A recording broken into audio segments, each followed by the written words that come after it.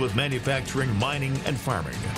We all know from inspiration, history, and nature, we deserve a return to the success and growth of generations past, a birthright being squandered by corruption in Albany, and the depredations of an insecure, scheming mountebank posing as governor who loathes both us and himself. As liberty beckoned to enslaved peoples behind the Iron Curtain via American broadcasts after World War II, we now say, believe, rise, and join us. Welcome to Radio Free New York. All right, everyone. Welcome to Radio Free New York. I'm Kevin Wilson, your host for today. Thank you so much for joining us on this beautiful fall afternoon. Seriously, folks, if you're able to, I know I commented away, but if you're able to get out and enjoy the weather, man, it's so awesome out. I want to open my windows right now, but there's too much traffic outside my house, and that doesn't make for good radio, folks. Yeah, I don't need you to hear all the car sounds outside in front of where I live. But it's a beautiful day, and there's a lot going around. There's a lot going on right now out in the world, and I try to embrace the good that there is. Enjoy the moment where I can, because there's so much to talk about right now. We're still at a point where several days after the presidential election, we still don't know the results. And we've grown accustomed to knowing the same night what the results of an election are, but this is such a bizarre time. So we're going to talk about that. We're going to talk about some stuff that I wanted to talk about yesterday, but we didn't quite get to. Dwayne and I kind of went in a different direction. But if you want to participate in the conversation, I would love to hear from you. I see folks are already chiming in online. Thank you. Jamie, who's chiming in on Facebook. We're on our Radio Free New York page. We're on our Andrew C. Hollister page and on the YouTube channel as well. Thank you so much for participating. And if you want to call in, we're here. The live broadcast is Friday until 1, so give us a call, 585-346-3000. If you're not listening to the live broadcast and you want to give us feedback for future shows, go to contact@radiofreenewyork.com. Send an email there. Send us your feedback. Let me know. Let me know what you think. I get those emails. I read them. Usually you guys send me stuff like this topic. That's, I hear a lot of stuff like that. Now, one of the things I want to talk about with the election, again, is this is an election that it's still up in the air, the presidential election. I'm talking about national election now. A lot of local elections are starting to get settled. We'll see how things go.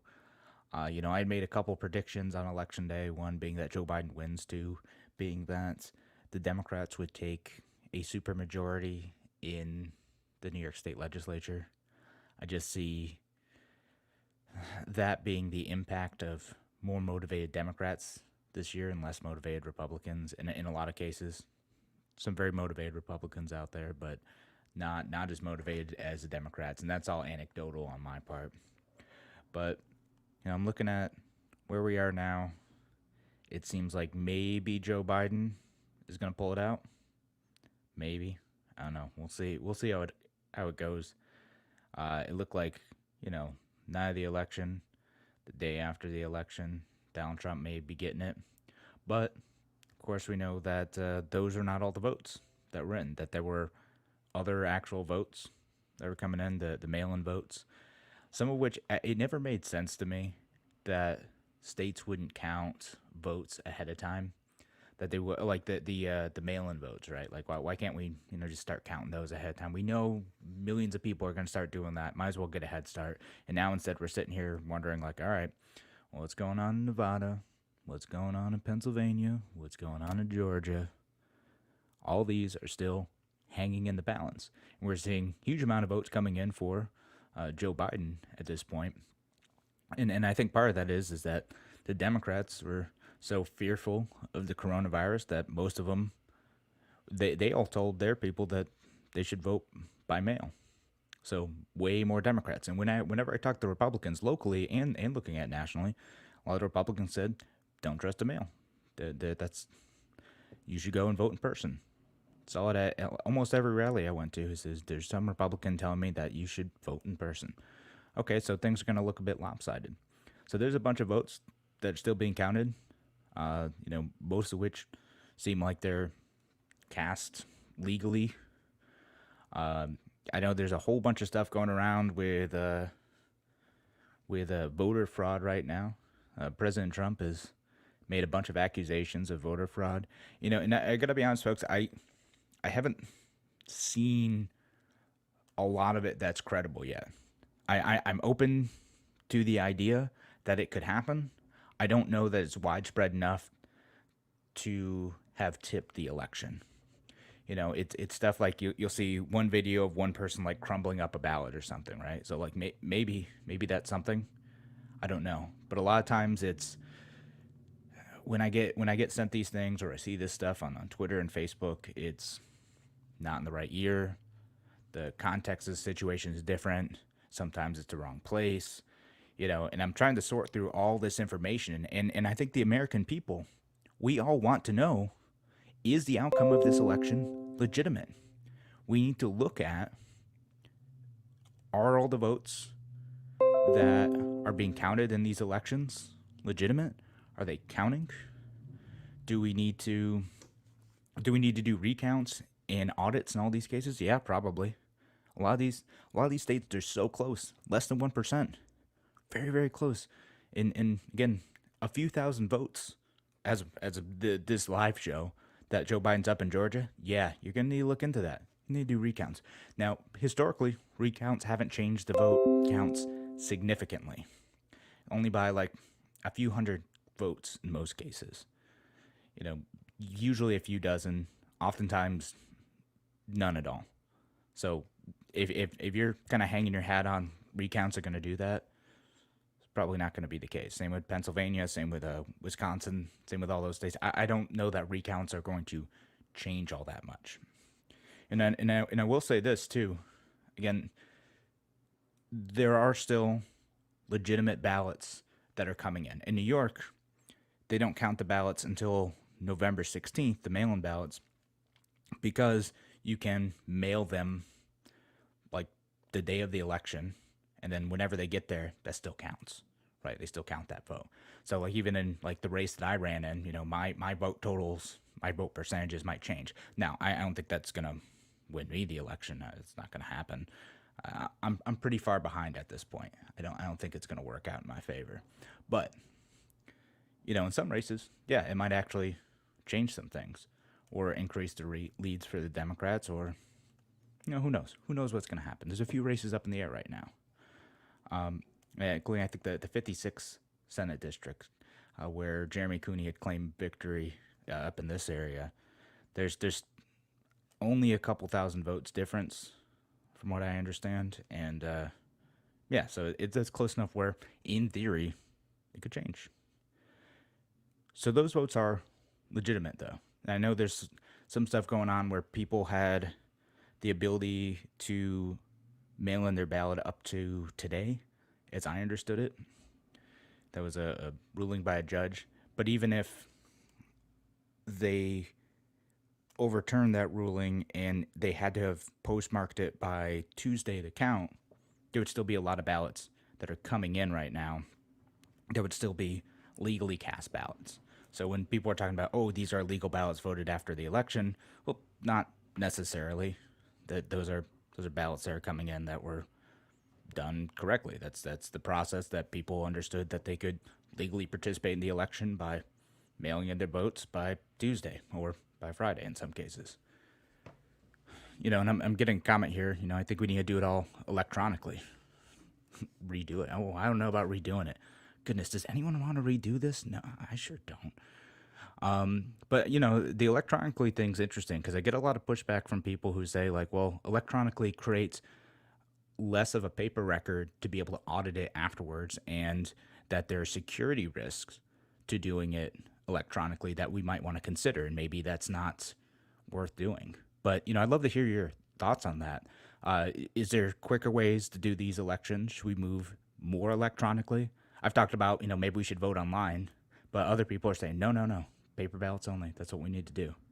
Give us a call. We're about to go to break in a few minutes, but 585-346-3000. If anyone calls over the break, we'll take you in the next segment.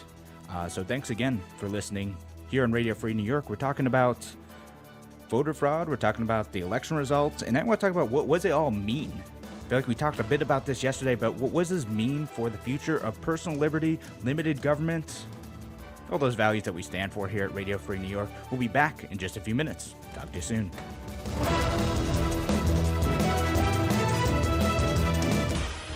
Your business relies on computers and technology to operate. Slow, unreliable networks and servers can cause unplanned downtime and affect your bottom line. The experts at Simple Tech Innovations are here to help. Their preventative maintenance program ensures that your computers and network are kept up to date and monitored for any issues, keeping your business running smoothly. They also help clients achieve HIPAA, PCI, and New York State cybersecurity compliance to keep your network safe and secure. Whatever your business IT needs are, Simple Tech Innovations should be your first call. They've won the Best in Rochester 8 years in a row and have an A+ Better Business Bureau rating. Call them today for a free consultation at 585-200-3182. That's 585-200-3182. Simple Tech Innovations.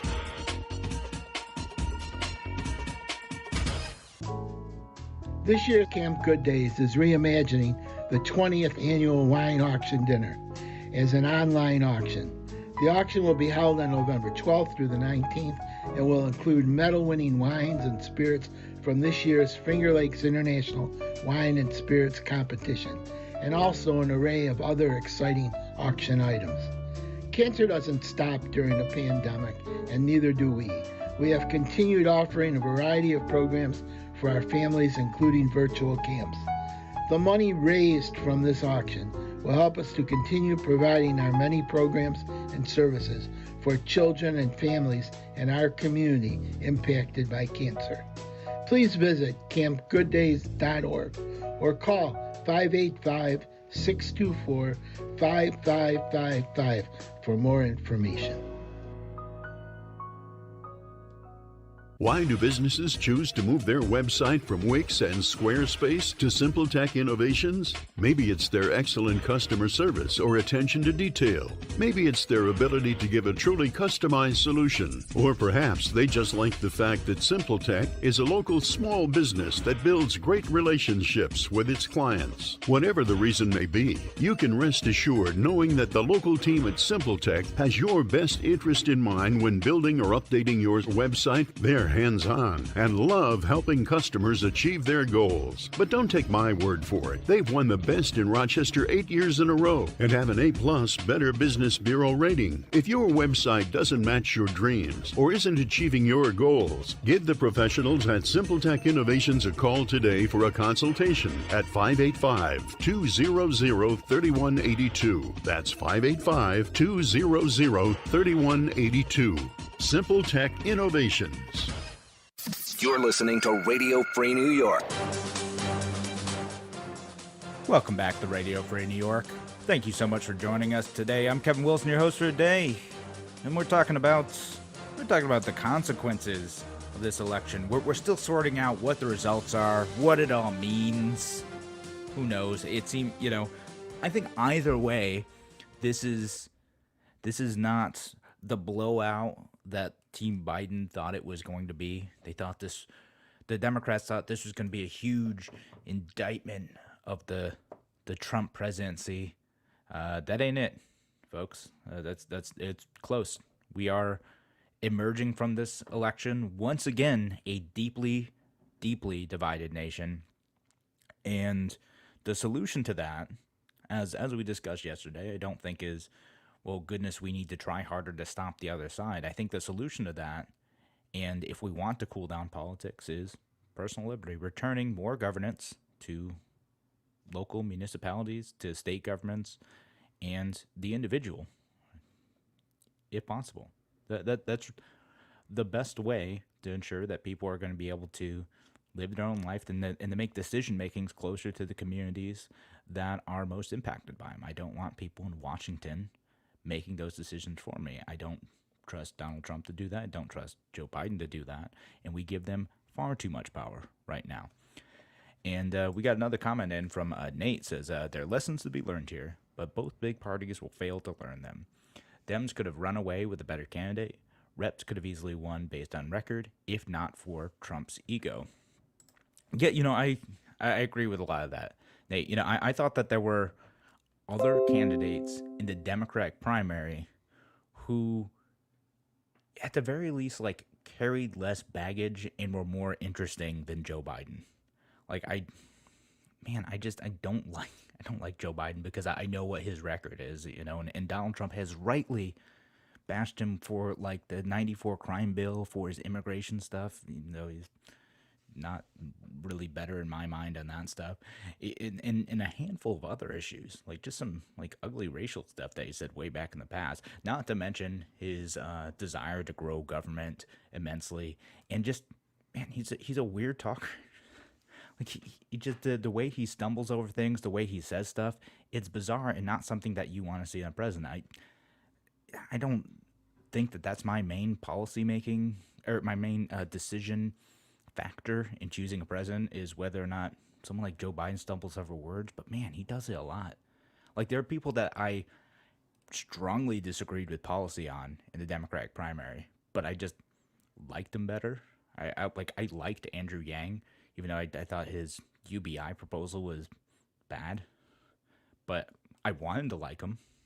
That's, and he actually, he did a great interview with Congressman Amash too, discussing the ways in which Congress is broken. So it'll be interesting to see if we see more from him in the future. He got people excited in a way that Barack Obama got people excited. I know I don't like Barack Obama in any sense, but he did get people excited. Joe Biden didn't do that. And that's why it's so close. And to Nate's other point, the Republicans, man, if Donald Trump would just shut up and like run on his record and let kind of the good economy previous to this year speak for itself, and talk about the things they actually accomplished, instead of just, man, saying the weirdest, dumbest stuff sometimes. I think he would have done better. Like, I think if he had just checked his ego a few times, people would like him better. Again, I think it's a likability thing. It's not even a policy thing for most people. It's a lot of people just don't like Donald Trump. Personality-wise, a lot of people do, but a lot of people don't. I talked to so many Republicans and independents who are just like, well, I like what he's doing here, but he's a jerk. Okay, not a good reason to not vote for someone, but that's how people decide. That's how democracy works, for better or worse. Now, again, going back to the voter fraud thing, folks, if you find anything, I'm trying to look over this stuff. I'm trying to sort this stuff. I haven't seen any smoking gun that said, yes, this is definitely voter fraud. I've seen Donald Trump talk about, like, not counting some votes. I don't really like that. If you voted legitimately, you voted by mail, your vote's got to count. Okay, we can't stop the count in that sense. If you see any actual voter fraud, man, send it to me. I want to look into it. It could happen. No, for sure. I haven't seen much. I got sent like a mail carrier one in New York State. It was like I think 800 ballots that are on there. Okay, it's not going to swing the New York State election. But for the most part, I haven't seen anything that's significant enough to do that yet, to actually swing an election. Maybe it's out there. There's so much out there. I'm trying to sort through it all. And if it's there, we're going to talk about it here on the show. We want to talk about Radio Free New York because, again, people want faith that their elections are working, that their votes are counting, that when we all agree to this process, I'm not sure I always like the outcomes, but we all agree to this process in a sense that, our decision making is honored, in that sense that if you're casting your vote, and this is the strategy you're making in casting your vote, that'll count. And making sure that all those votes are counted is incredibly important. As we talked about in yesterday's show, or in Thursday's show, making sure that all those votes are counted for third-party candidates is incredibly important too.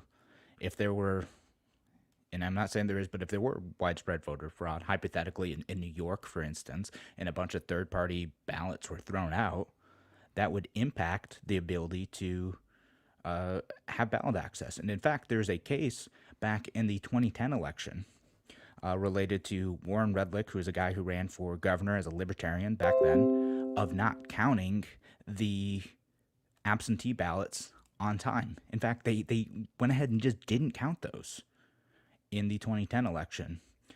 What happened in that election was the Libertarian Party had failed to get 50,000 votes after the initial election night compilation of votes, the initial election night tallying. And it turns out that after the absentees were brought in, the Libertarian Party, the candidate, Warren Ludwig, was above that 50,000 vote threshold. But the LP still didn't get ballot access after those results. So there's an actual injured party, and the LP won the case, but just before the next election. So it didn't matter anyway. So counting all those votes is incredibly important. I'm all for that. If anything's being thrown out, if there's any goofiness going on, if there's extra votes going on, yeah, sure, I want to see that. But everything I've seen so far, and maybe I'm missing something, has had a plausible explanation. So send it over to me, or give me a call, 585-346-3000. Give me a call. You're seeing stuff. I'm not going to be able to debunk anything or prove anything on air, but we can talk about it. Why not? The other thing I want to get to related to this stuff is, did third parties, more specifically Libertarian candidate Joe Jorgensen, spoil the election? Because I'm already seeing this stuff. Scott Walker tweeted out something about how the gap between Joe Biden and Donald Trump in Wisconsin was smaller than the number of votes that Joe Jorgensen got in that state. And that might still change a little bit. So the implication is that Joe Jorgensen's people cost Donald Trump Wisconsin. Now, you'll remember back in 2016 that the same accusation was hurled against Gary Johnson, Governor Gary Johnson, and said that Gary Johnson helped cost Hillary Clinton the election. Folks, this is just not true. That's not how it works. First of all, no candidate is entitled to your vote by default. And second of all, a lot of those third-party voters aren't, particularly Joe Jorgensen voters, weren't necessarily all going towards Trump in absence of them being, Joe Jorgensen being on the ballot. So in Wisconsin, I'd imagine that a big chunk of those Jorgensen voters would have just stayed home on election day if Joe Jorgensen was on the ballot, or they might have written in someone. I've seen other people say, "Well, if Jorgensen was on the ballot, I would have written in Congressman Mash," or they could have voted for Trump. They could have voted for Biden. I've talked to a few libertarians who said they would vote for Biden, considered Biden the lesser of two evils. Other people say that Trump is their person. I think it would have split between the three of those groups, with people either not voting at all and or writing in someone, voting for Biden, voting for Trump.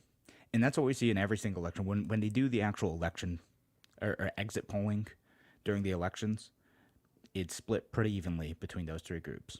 Some would go Republican, some would go Democrat, some would go not voting at all.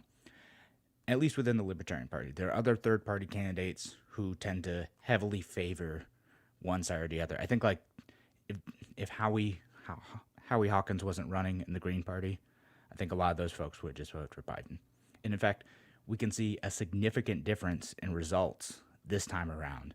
Howie Hawkins did much worse across the board. And I think that's kind of a reflection of social pressure from Democrats not to, quote, spoil the election again. Not they ever think he did that. And Nate's saying online, so thank you for your comment, Nate. If they really believe that they were spoilers, let's have ranked choice voting across the country. Yeah, I'm down for that. They tried it out in Maine this year. I haven't been able to dig into the results in Maine too much yet, but they did have ranked choice voting there. It would be interesting to see what that looks like and whether or not that's a model that makes sense for the rest of the country.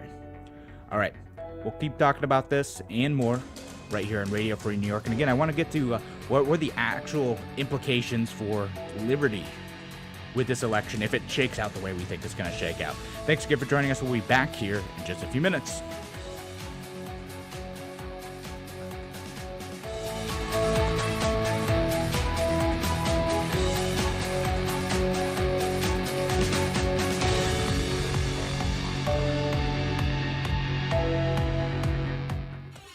Listening to the voice of liberty. AM 1040 Avon Rochester, FM 92.1 Rochester, and FM 95.5 Spencerport. At Victor Chrysler Dodge Jeep Ram Anthony Drive off Route 96 in Victor, they're celebrating Jeep's 80th anniversary with Adventure Day savings. For a limited time, lease a 21 Jeep Gladiator Sport 4x4, $279 a month for 42 months. A 2020 Jeep Grand Cherokee Laredo 4x4 is just $299 a month for 42 months. Lease a 2020 Jeep Renegade 4x4, only $189 a month for 36 months. Or a Jeep 2020 Compass Latitude 4x4 is $249 a month for 36 months. Jeep, America's iconic four-wheel drive brand, and Victor's got a great selection. Shopping for a pickup? Victor's got lease deals on the Motor Trend Truck of the Year, Ram. Lease a 2020 Ram 1500 Classic Warlock 4x4 for just $199 a month for 36 months. Be sure to get full details from the dealer. Equipment and MSRP vary by model. We're here to fully serve Chrysler, Dodge, Jeep, and Ram customers in Victor, Canandaigua, Macedon, Fairport, and throughout the Metro and Finger Lakes. Shop with confidence and safety and full CDC compliance. Victor Chrysler Dodge Jeep Ram, 6560 Anthony Drive in Victor. Why do businesses choose to move their website from Wix and Squarespace to Simple Tech Innovations? Maybe it's their excellent customer service or attention to detail. Maybe it's their ability to give a truly customized solution. Or perhaps they just like the fact that Simple Tech is a local small business that builds great relationships with its clients. Whatever the reason may be, you can rest assured knowing that the local team at Simple Tech has your best interest in mind when building or updating your website. They're hands-on and love helping customers achieve their goals. But don't take my word for it. They've won the best in Rochester 8 years in a row and have an A+ Better Business Bureau rating. If your website doesn't match your dreams or isn't achieving your goals, give the professionals at Simple Tech Innovations a call today for a consultation at 585-200-3182. That's 585-200-3182. Simple Tech Innovations. Because your future is worth it. Mgm Associates Insurance. Proudly serving the region since 1984, MGM can meet your coverage needs, ranging from home, condo, and auto, all the way to specialized policies for business, workers' comp, to limo and taxi insurance, and coverage for tech professionals like IT specialists. They can also help lead you through the confusing maze in the new world of health insurance coverage and options.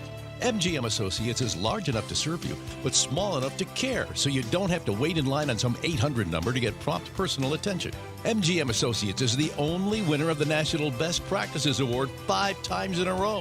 MGM is proud to support veterans groups, including Heroes Home Advantage. For your personal, business, home, or professional insurance needs, put the experience of MGM Associates Insurance on your team. Locally and proudly owned at 1745 Penfield Road in Penfield.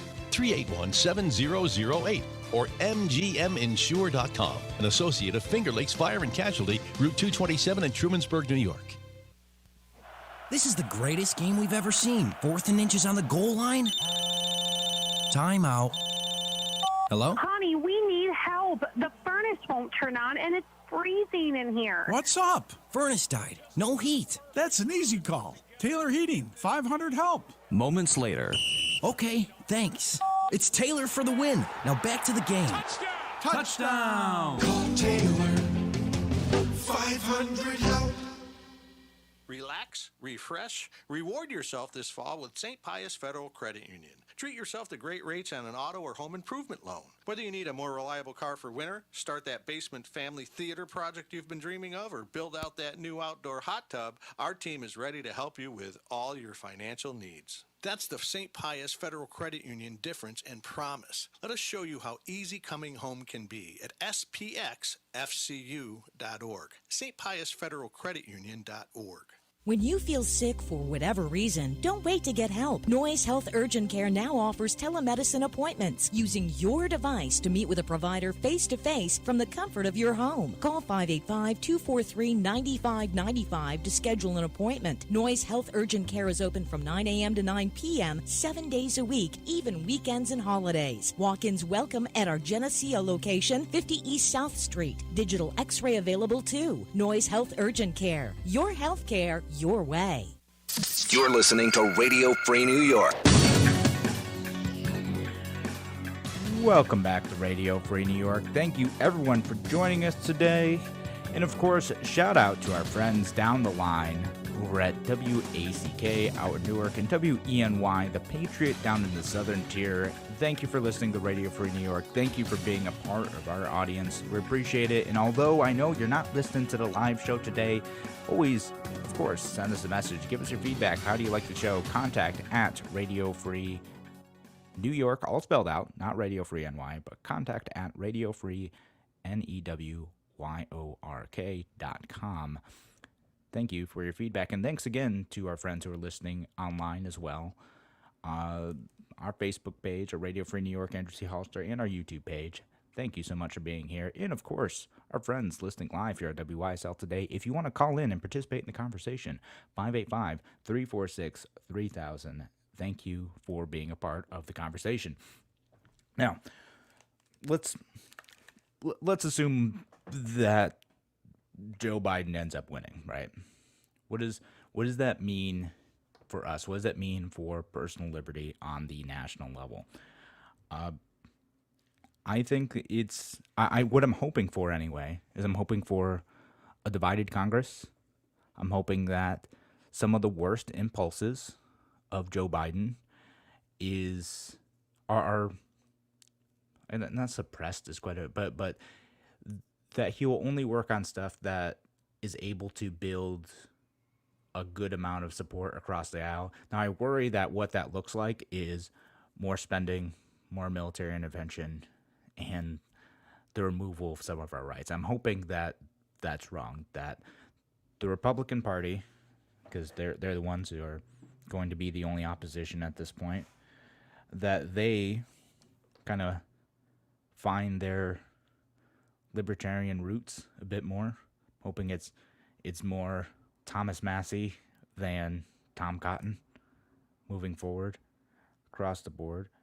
And I'm hoping that the Republican Party starts talking about things like the national debt again. My goodness, we have a $27 trillion national debt. It is still an issue. I hope they start talking about ways in which we can expand personal liberty. I hope that they start looking at ways we can make the government, at least the federal government, less impactful on our individual lives. I think the party has strayed from that over the past 4 years because, for better or worse, and I think often for worse, they've gone with whatever impulse Trump has, including his impulse to say things like, take the guns first, due process later. That type of stuff, the wavering on their stances on the Second Amendment, on the debt, on other issues, it's a problem. And I hope that this is a wake-up call for Republicans, some of whom, I'm sure, were less motivated to vote because of some of the stuff that President Trump has done that hasn't advanced liberty. It's instead grown government. It's centralized power even more. The promise to drain the swamp, I think, has been unfulfilled. And if President Trump does win re-election, because it's still possible, I hope he makes good on his promise to reform the government, to start to dismantle effectively the bureaucratic infrastructure, the actual deep state, the type of folks who are there no matter who's president. Hope we start to dismantle that in a way that returns power back to the people. That would be great. I don't think Joe Biden's going to do that. He ain't going to do that. He's been in Washington, oh goodness, nearly 50 years now.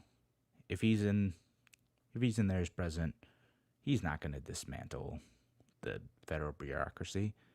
He helped create it. He helped grow it. He helped elevate it. he is responsible for shifting that power to the executive branch. No, that's not going to happen. He's going to continue to grow the government. With Joe Biden, I look at these things what I consider to be neutrally. I don't think that Joe Biden is going to be substantially worse than President Trump, just different in a more status quo way. He's going to be bad, just in a different way. That's how I look at it. I think there's a lot of stuff that I wish some of Trump's rhetoric about limiting government matched with his policies, because he says a lot of good things in some cases, but doesn't actually follow through on them. President Joe Biden, he's gonna spend a lot more money. He's gonna try to enact gun control. I think that the Republicans will probably fight that, at least superficially. Even though, I got to be honest, like looking at the local election again, I don't think that the listeners of this show are in this category, but a lot of people who vote Republican, I don't think they're actually all that motivated by Second Amendment issues, and that's harsh to hear. But I look at Republican candidates for Congress and for state office in some cases across the state, including the 2018 election too, who are talking about more ways to restrict your right to bear arms. And folks, you didn't vote on that issue. I had people tell me to my face when I was running, I was like, hey, look, I'm the most pro Second Amendment candidate in this race. And I had people tell me, well, I know the Republicans talking about enacting gun control if they win, but we have to stop the Democrats.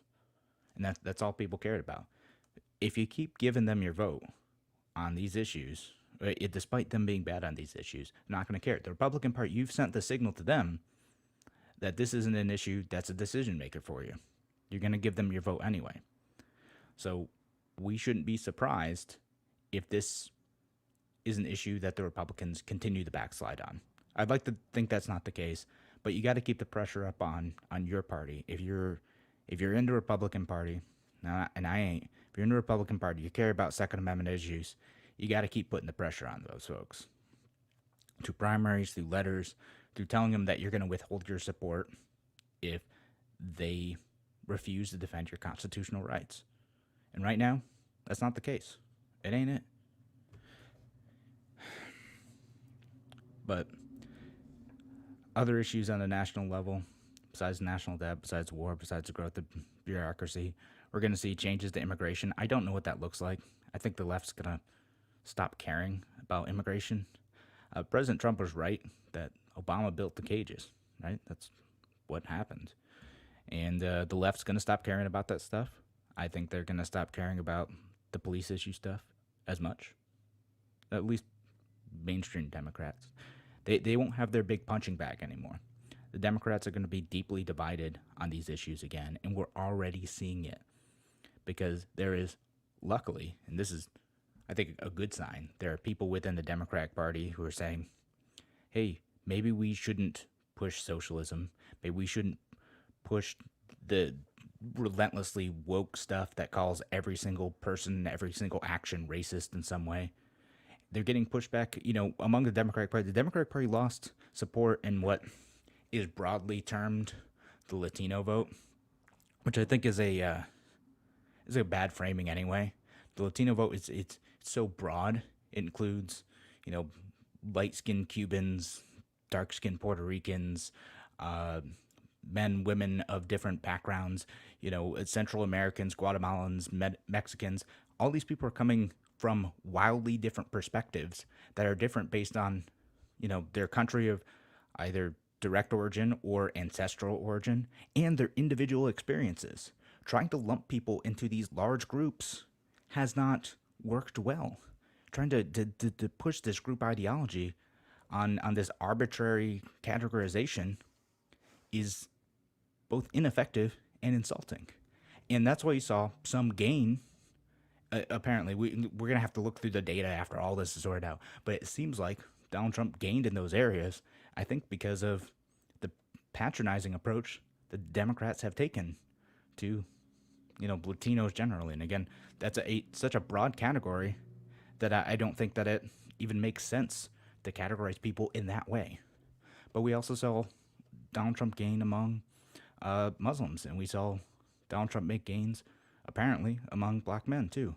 And it's interesting to see that start to happen, that the coalition that the Democrats have put together is starting to show some cracks ahead of time because of their relentless push of socialism and other hard identity politics is no longer resonating in a way that they hoped that it would.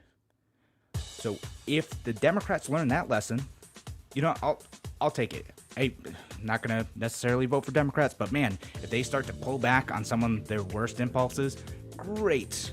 I'll take it. I love it. All right, we'll be back here on Radio Free New York in just a few minutes. Talk to you soon.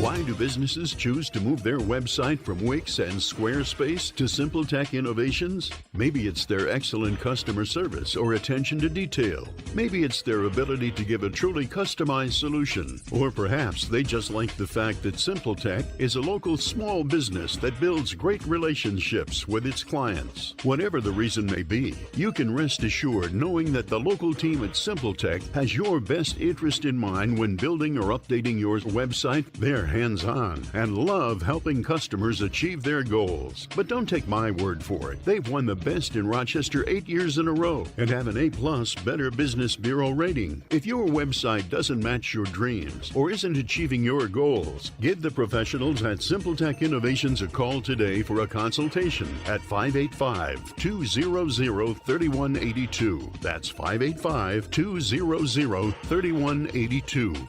Simple Tech Innovations. Need help with health insurance? The Greece Regional Chamber provides assistance with health insurance for businesses, nonprofits, families, and individuals throughout our region. We pride ourselves on the personalized service that we provide for our clients. Let us help you find health insurance plans that fit your needs and navigate the paperwork. Greece Chamber Benefit Partners, located at 2402 Westridge Road in Rochester, New York, offers a broad range of medical insurance plans for businesses, nonprofits, individuals, and families throughout the greater Rochester Finger Lakes region, working with insurance companies including Excelis Blue Cross Blue Shield, Univera, and MVP Healthcare. We can also help you access insurance plans through the New York State of Health, the official health plan marketplace. Again, you do not need to live or work in Greece to utilize our brokerage services. We serve the greater Rochester Finger Lakes region of New York State. Visit greecechamber.org to sign up for one of our free health insurance information sessions or schedule an appointment with one of our licensed brokers. Call 585-227-7272. 585-227-7272. Your business relies on computers and technology to operate. Slow, unreliable networks and servers can cause unplanned downtime and affect your bottom line. The experts at Simple Tech Innovations are here to help. Their preventative maintenance program ensures that your computers and network are kept up to date and monitored for any issues, keeping your business running smoothly. They also help clients achieve HIPAA, PCI, and New York State cybersecurity compliance to keep your network safe and secure. Whatever your business IT needs are, Simple Tech Innovations should be your first call. They've won the best in Rochester 8 years in a row and have an A+ Better Business Bureau rating. Call them today for a free consultation at 585-200-3182. That's 585-200-3182. Simple Tech Innovations. Radio Free New York. Welcome back to Radio Free New York. I'm Kevin Wilson, your host for today. Enjoying this lovely fall day. And again, if you're listening live, you want to participate in this conversation, where do you think, what's the future of personal liberty, of limited government? Where does that go from here? Give us a call, 585-346-3000, if you want to participate in the conversation, or just comment online, too. I am reading your comments, and we got another one from Will, just saying he agrees with Nate's comment about the lessons learned here, and then saying that we'll never have ranked choice votings because two parties are afraid of it. They'd lose to duopoly. And I think there's a lot of truth to that, for sure. But we do have ranked choice voting in Maine. And, what's interesting about that race, too, is for the presidential electors, they don't select them based on the statewide ballot. They select them by congressional. So they I think it's congressional districts. So they split their electoral votes. 2 states do that, Maine and Nebraska. So that's why we see those split. So I'm curious how that might change some of the calculus of how people vote in those areas and voting strategically, since it's not necessarily determined by one populous area. Like, imagine if New York State did that and we split up our electoral votes differently by region. Would the region that includes New York 27, where Chris Jacobs won, would that go towards President Trump?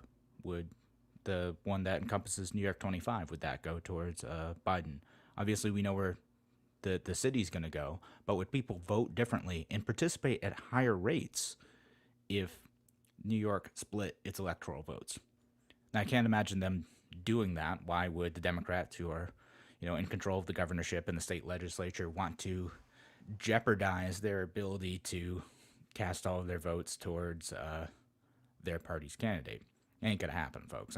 Even like the interstate compact things, where people are gonna give their electoral votes to whoever wins the popular vote, I don't think that's ever actually gonna happen. Now, I mean, in this case, it looks like Joe Biden probably wins the popular vote no matter what, just because other states and more people in them are voting for Biden at higher rates. But I don't know that it ever would have changed even in other situations. And I'm getting comments from someone saying that there's a bunch of deceased people on voter rolls, evidence of voting after death. So I'll check it out.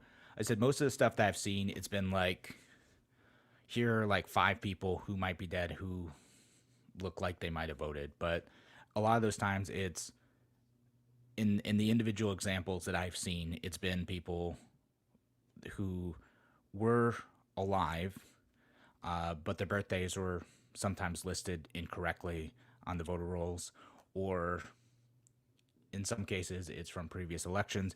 It's not that it's not there. I will look this stuff up. So thank you for the comment, Ryan. I want to approach this stuff with an open mind, right? Like, if someone's doing something sketchy, I want to know what's going on, and how do we fix it? How do we make sure that this stuff doesn't happen? How do we protect the integrity of the elections? It's just that most of this stuff, man, like, there's a lot of fake stuff out there from voter fraud coming from. Like, most of what I've seen, just fake.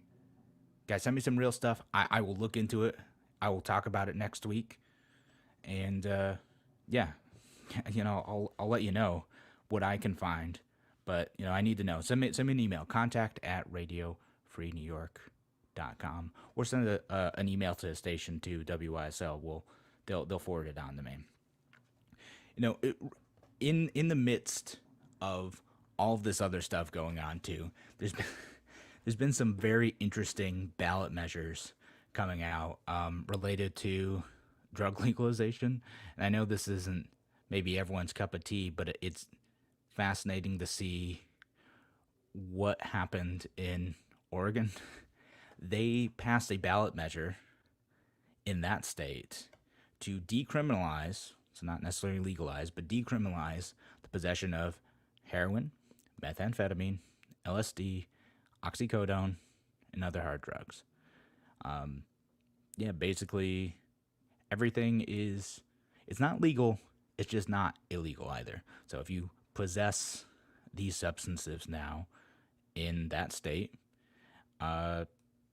you're not gonna face jail or fines. So it's not like you can go and set up your heroin store. That's not what happened here. It's more taking away the penalties for small amounts of possession.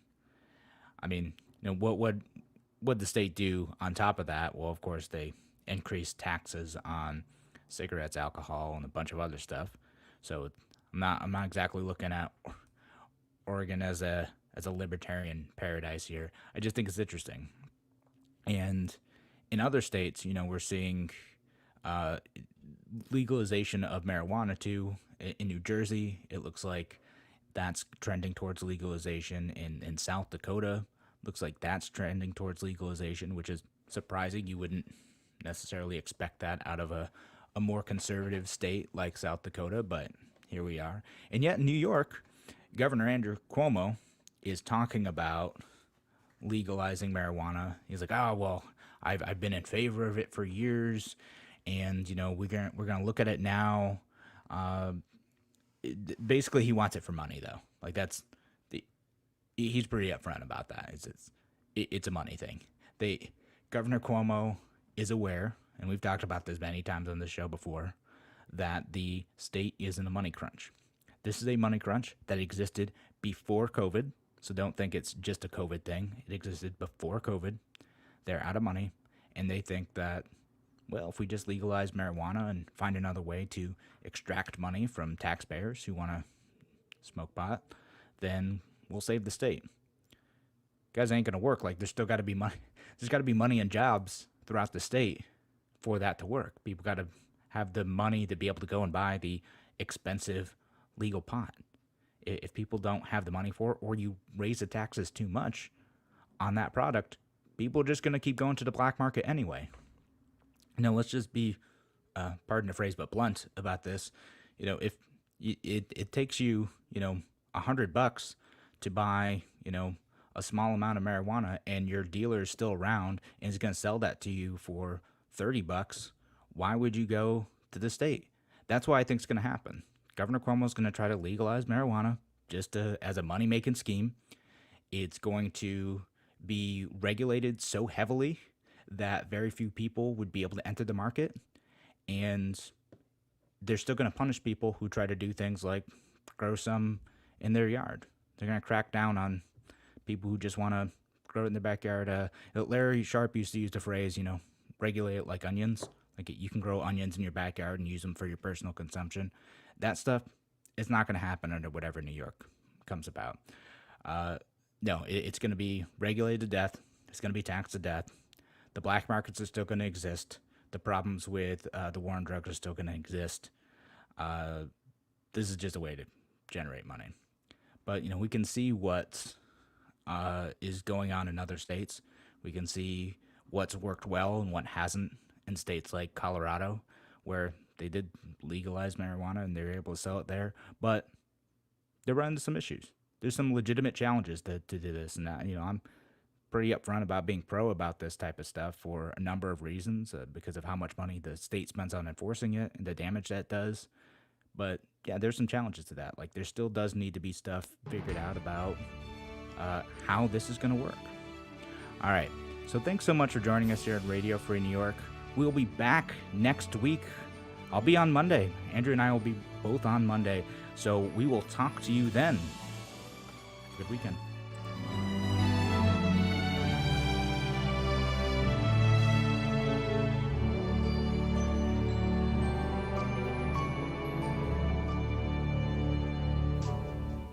This year, Camp Good Days is reimagining the 20th annual wine auction dinner as an online auction. The auction will be held on November 12th through the 19th and will include medal-winning wines and spirits from this year's Finger Lakes International Wine and Spirits Competition, and also an array of other exciting auction items. Cancer doesn't stop during the pandemic, and neither do we. We have continued offering a variety of programs for our families, including virtual camps.